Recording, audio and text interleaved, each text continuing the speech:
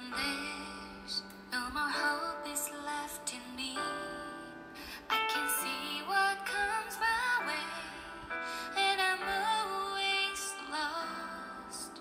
There's nowhere else to go. All I do is fall. Feels like I can make it more than I can bear. Giving up is all that I can surrender to you. Take me in your arms and hold me. With your love, find my rest and I can see you lead me. You make me hope again. Your love is all I ever need. Never knew this love can make my heart beat. You hold my world again. Your love is all I ever need. No one else will. A few moments later.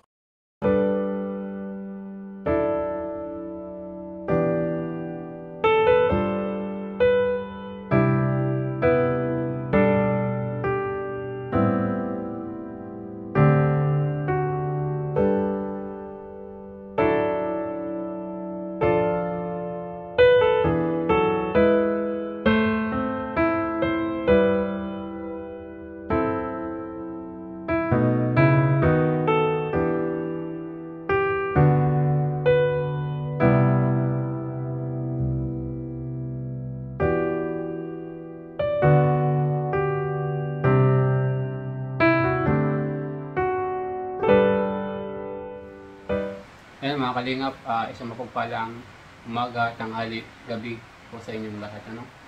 Ayan, mag-reaction video lang po tayo regarding sa pagpapalayas kay Ate Minday ng kamag-anak nila Lola Ason at Lola Edith. Nais ko lamang pong maliwanagan ito kasi siguro po walang alam yung kamag-anak ni Lola Edith at ni Lola Ason kung ano yung ginagawa ni Ate Minday doon sa dalawang lola. Kasi bago pa man po ako dumating doon sa dalawang lola, ay itong si Ate Minday, sila na yung nag-aasikaso doon sa dalawang lola natin. Ito lang po ay nagkasakit, yung nagkasakit siya sa tiyo niya, sa panga, kasi hindi fit yung postiso, kaya hindi niya magamit. At yun, medyo umina po yung kanyang pangangatawan dahil dun sa problema niya sa kanyang ngipin. Po? Ayan. Nais ko lang po sanang sabihin, nais ko lang pong sabihin dun sa kamag-anak ni Lola Edith at ni Lola Ason na nagpapalis kay Ate Minday. Pag-isipan niyo po ang sinabi niyo kaya Ate Minday na pagpapalis. Po? Ayan. Kasi since na wala pa kayo noon, na hindi pa kayo nagpaparamdam doon sa dalawang lola, si Ate Minday po yung nag-aasikaso. Ayan. Kaya napakasakit isipin na sa kabila nung pagmamalasakit ni Ate Minday doon sa dalawang lola, basta-basta na lamang po natin itong paalisin. Po. Ayan. Para po sa akin, bilang ako po yung tagapag-alaga ngayon sa dalawang lola natin, ako po yung naghahatid ng mga pagkain at pangangailangan nila, dahil po yan ay sa tulong ng ating mga sponsor na nagmamahal po sa dalawang lola natin. Nagpapaabot po sila ng budget para sa akin. Dati po wala pa po dati silang pinapaabot na budget sa akin. Nagbablog na po ako sa kanila kasi nakita ko yung sitwasyon ng dalawa na talagang napapansin ko talaga na nagugutom. Po. Pero hindi po si Ate Minday yung nagugutom sa kanila. Kasi kung ano lang po yung nandyan na supply ng dalawa, yun lang po yung na ipiprepare ni Ate Minday.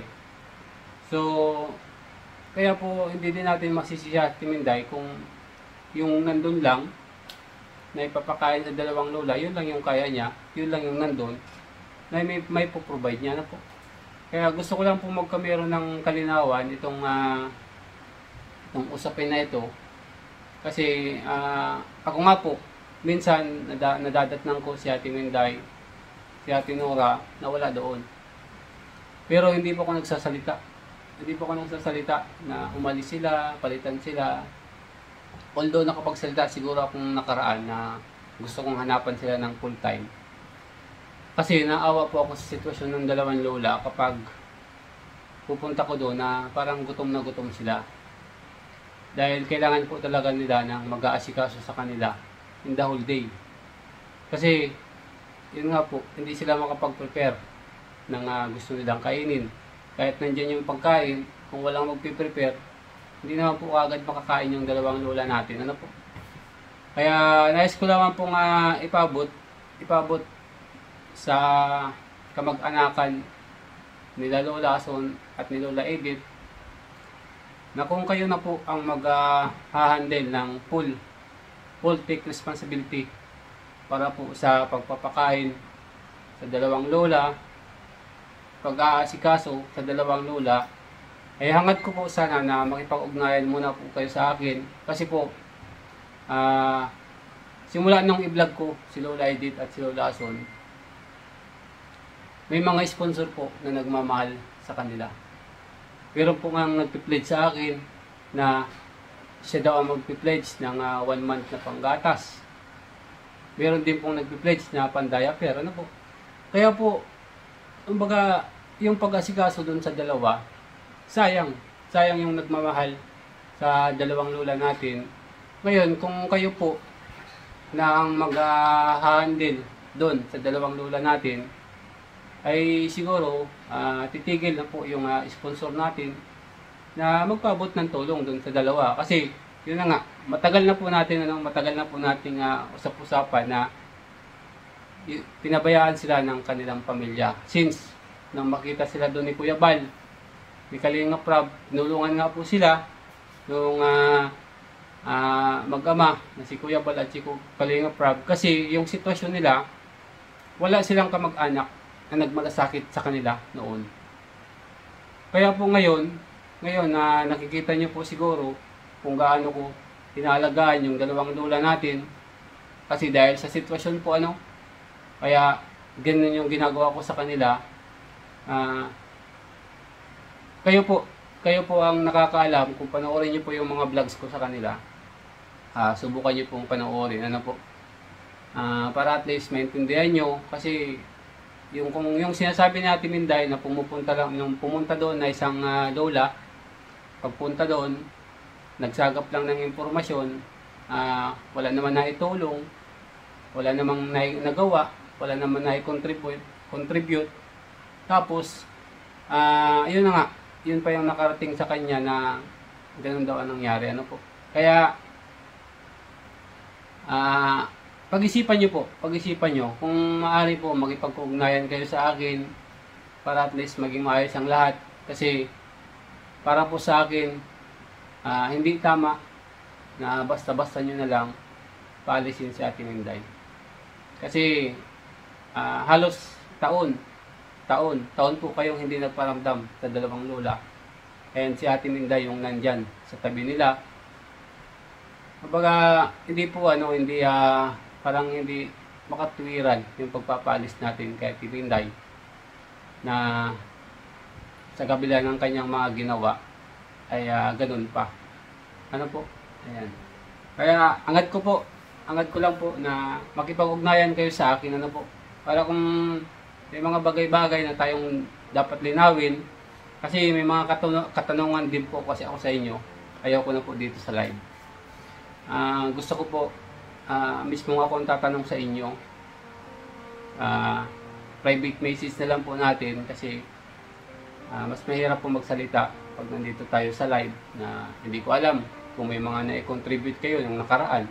May mga na-ipadala kayo yung time na si Ate Minday yung nag-aasikaso. Hindi ko rin po alam.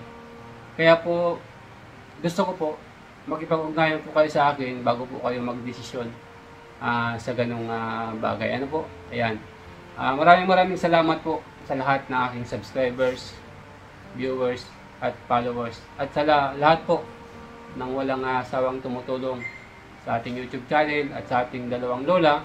Ayan, pasensya na po at hindi ako makapag-vlog ngayon. At medyo kailangan ko pa pong magpahinga dahil kalalabas ko lang po ng ospital. Ano po? Marami pa akong plano para kay Lola Edith at kay Lola Ason ngayong darating na Christmas.